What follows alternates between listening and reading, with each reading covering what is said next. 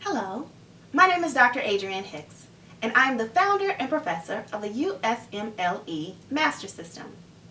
Today I'd like to address a question from a medical student asking, is there a specific way in which I should answer my USMLE questions? The answer to that is yes. I recommend students to follow my protocol in order to answer questions. That is, starting with step 1. I recommend students to cover their answers first.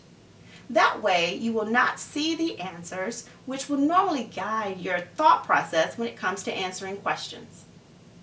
After covering the answers, I recommend you to start with the last sentence, which is the question. Therefore, you can figure out what the question is about, or that long question stem, no matter how long or short it is, you can go straight to the point by looking at the question. Via it being, what's the diagnosis, what's the best treatment, you'll know specifically what you're looking for when you start at the beginning. So the next step is start at the beginning and read through the question vignette to see the clues or pull out the clues. I recommend you to highlight those clues as you're going through the question vignette and highlight no more than 5 buzzwords.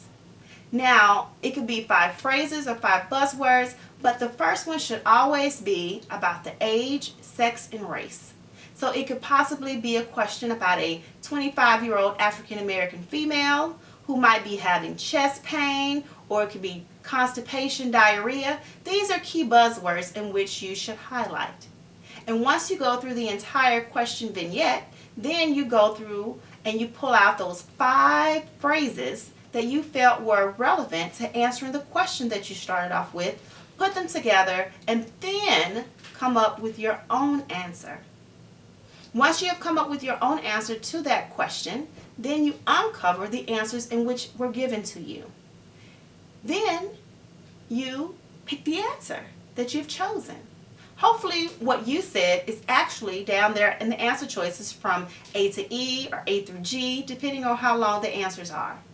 Now, if those answer choices do not have exactly what you said, choose an answer phrase that has almost or something close to what you've said. If it's not the same, then cover the answers up and go through the steps again of reading the last sentence, which is the question. Then again, start from the beginning and highlighting the 5 phrases that are relevant to the question and coming up with the answer choice again. If your answer does not match the ones that are given, then you should go through the process of elimination and choosing the best answer for that question. Normally try to get it down to 2 answers, because 3 answers are probably wrong if there are 5 choices. And then when you get it down to 2, go with the most correct or the more correct of the 2. So that's the protocol in which I recommend you following versus uncovering versus going straight to the answers and then choosing from there.